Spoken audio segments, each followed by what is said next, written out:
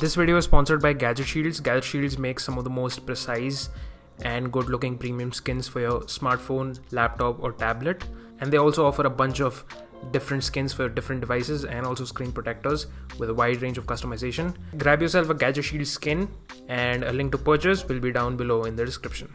Hey, what's up guys? This is KDCloudy and this is sort of a different video. This is not a very in-depth technical analysis of anything. This is not a product review. This is just my experience of being like 5 straight years of a hardcore Android user, like a Google fanboy you can even say, to using an iPhone, being a full-time Android iPhone user. And you know, I never thought I would be switching to an iPhone. So yeah, I'll be sharing what even caused this and how is it like using iOS. Just a little bit. This is not a review. I'll be sharing most of that stuff in my full review, so definitely subscribe for that. But yeah, story time. So my first smartphone was a Windows phone. I was a huge Microsoft/Windows fanboy, but that didn't pan out well. I made a video about it, my first Windows phone and all that. It's very embarrassing, don't watch it. But yeah, Windows phone was very limited in terms of apps and the hardware, and I was using a very mid-range Windows phone, so that didn't help. So eventually, after 2 years of using it, I switched to Android, and my first Android phone was the Nexus 5. Those were good times. That was the first time I ever used an Android smartphone, used 4G LTE, all that stuff, and that was the first time I ever got a taste of what's it like using a flagship. Then I flashed a ton of ROMs. I got into routing and customization and all this stuff. That's what kicked off this channel. Most of the first set of videos you might find are all Nexus 5 custom ROMs and all that stuff. So yeah, using the Nexus 5 was a delight, but I couldn't use it forever. So in 2017, in the starting of 2017, I upgraded to the first Google Pixel. It just made sense to, you know, naturally progress into Google's hardware and this new line of products they were putting out. It was a pretty good experience using the Pixel. This was the first time I ever used an OLED on a smartphone. It was the first time I ever used a fingerprint reader on a smartphone. So yeah, a lot of firsts with the Google line of Google branded smartphones, but that did not turn out to be a very good long-term pleasant experience, because first year in, the battery life just straight up became trash after the Android Oreo update, and I was sort of struggling, carried my power bank everywhere, and then I cracked the screen, and after cracking my screen I thought I'd get the battery replaced, and turns out Google does not really have a proper support infrastructure, a proper customer service infrastructure here in India. Back in the day, there were absolutely no offline service centers or authorized service centers for Pixel.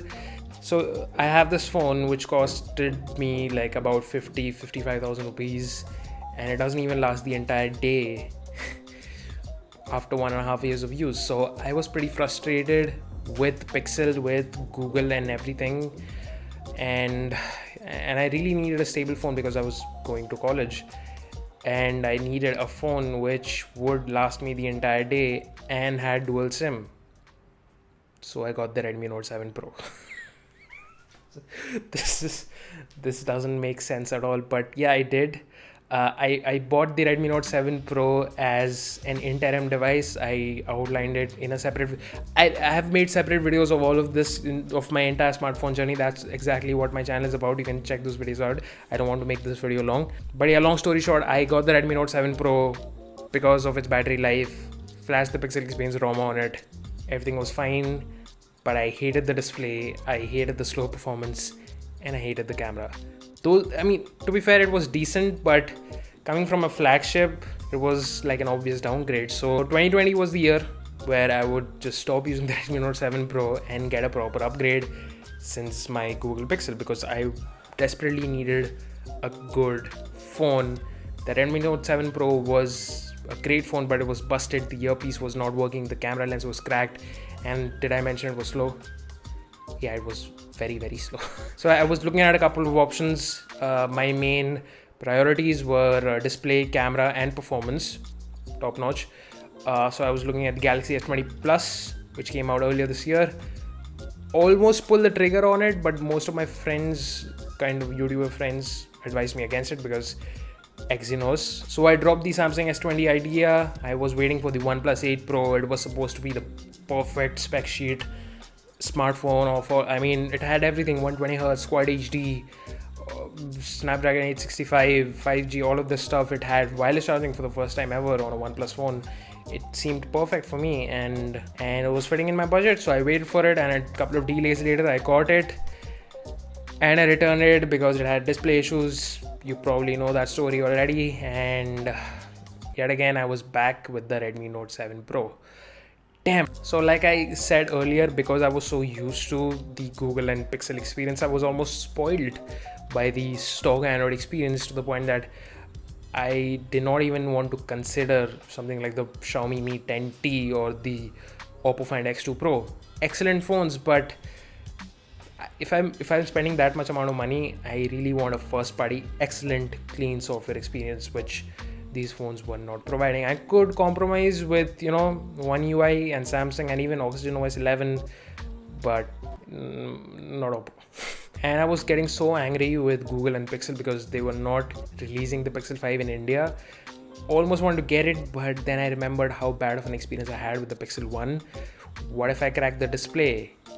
No official service centers in India. So I was looking at all this pool of Android smartphones, and I did not feel like buying any one of them. They did not excite me as much as the Nexus 5 did or the original Pixel 1 did.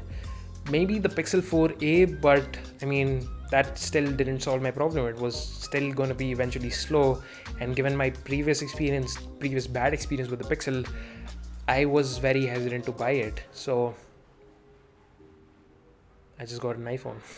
So I did pull the trigger on the non-Pro iPhone 12, and I was waiting for it because it's just so perfect in a lot of things for me, not in general. This is the first iPhone under $1,000, under 1 lakh rupees, which features an OLED display, and I really care about that display. The display was the reason why I returned the OnePlus 8 Pro, and this had to have a great display. No 120Hz and all that. I'll mention all that in my full review, but the display, the design, the classic design, the Dolby Vision HDR stuff, all this feels like it's built for me. And it might sound funny and embarrassing, but that's what it is. And I was kind of afraid myself of like going in deep and locking myself into the Apple ecosystem. People get locked into ecosystems because of Apple services, because of iMessage and iCloud and all that, because all of that data, all of their stuff is with Apple. I don't use any of Apple services. I use Spotify. I don't use Apple Music. I use Netflix instead of Apple TV. I use Gmail and Google Drive and OneDrive instead of iCloud. And all this stuff has sort of like given me a separation layer in a way that I can be attached as well as detached from the Apple ecosystem. I still love the hardware stuff though. Like I still love the inter-device connectivity between the iPhone and the Mac. Stuff like handoff, continuity, AirDrop, all that stuff is super seamless. It's super magical. Like taking calls from my laptop, so great. And copying anything from my smartphone and pasting it instantly, whatever it is, on my laptop, pretty amazing. And these are the things which are pretty. This is what people buy an iPhone for, and it's totally worth it. And the other stuff kind of goes into recalibrating yourself to the different controls and menus and the different swipes.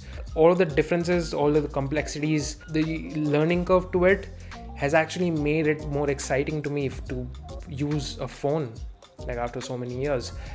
I'll tell you, I haven't been more excited or just being so delighted by the new set of features I discover every day since the Nexus 5, because I was coming from a different operating system, and the same goes for the iPhone 12. And this might change over time. I might get bored. Hopefully I don't.